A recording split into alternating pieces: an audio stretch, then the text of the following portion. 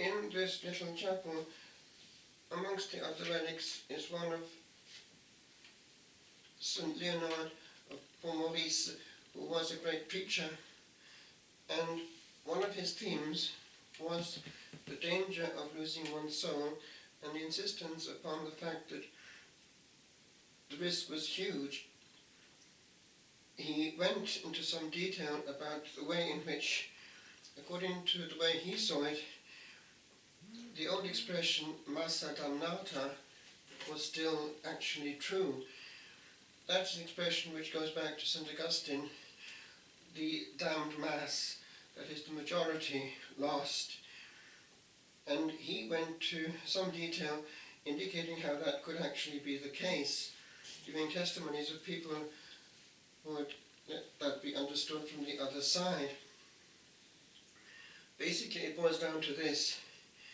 He's taking literally the gospel that we have here and not explaining it away in any easy way, which is the tendency nowadays.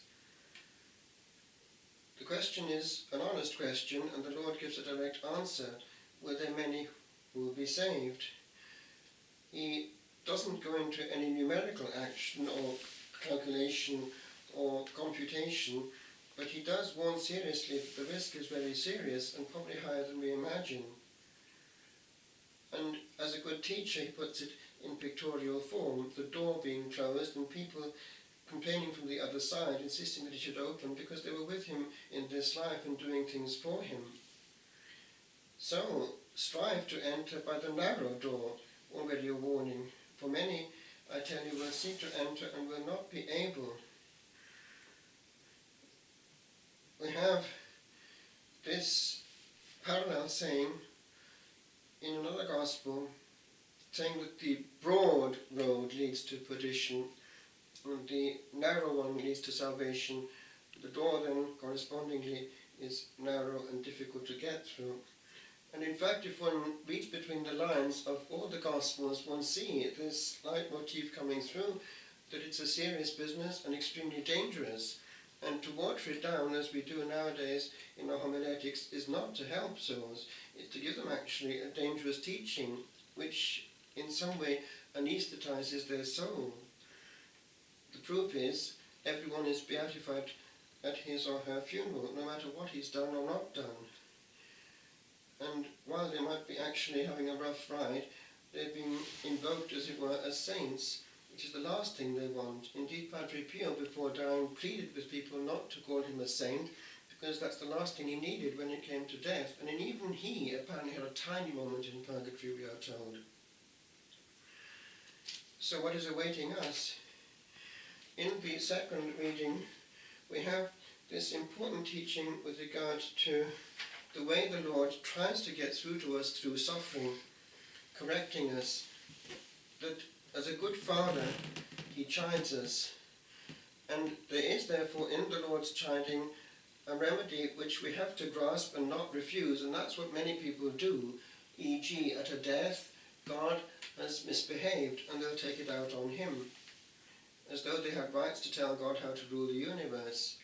It's a complete misunderstanding of the nature of the creature who has received everything, ex nihilo, from nothing. He wasn't there yesterday.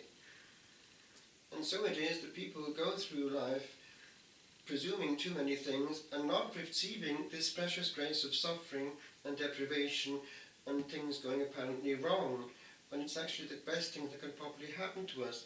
I was translating years ago in France the Hell manuscript, which actually from the other side had this from the damned soul, and it was the fact that she had not received the correction when it was coming.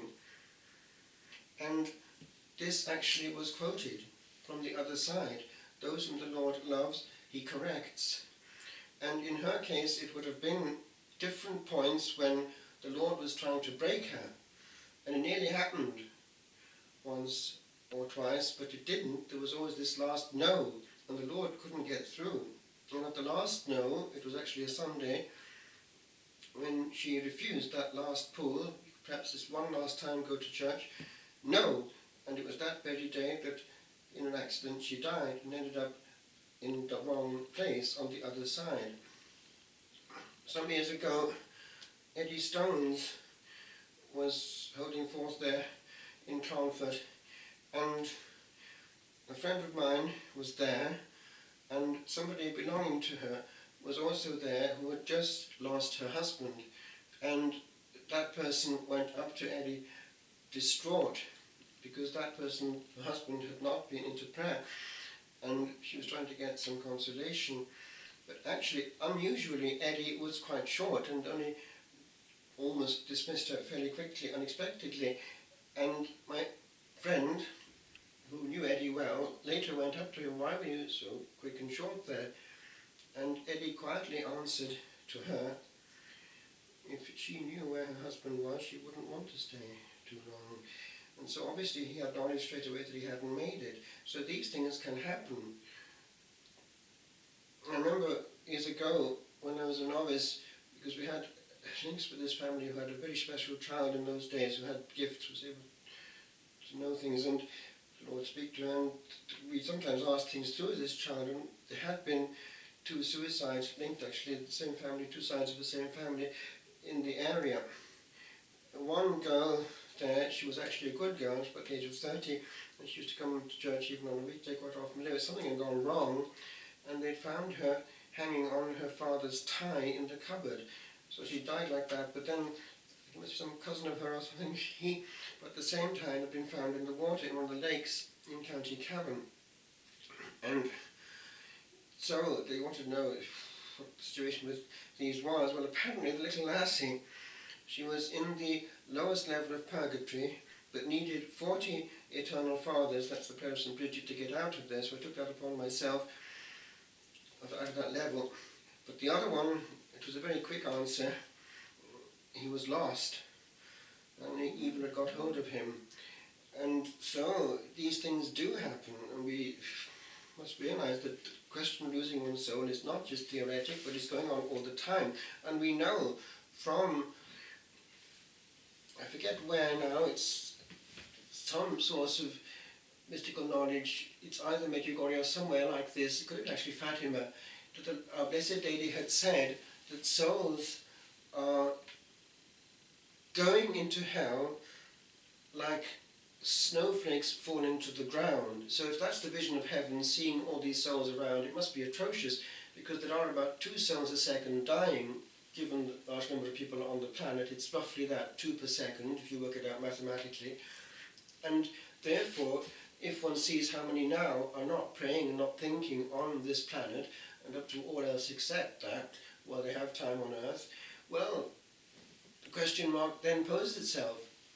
Metaphysically, a soul disorientated against God, how can that soul ever see God? It's in a bad place, as we say, in darkness.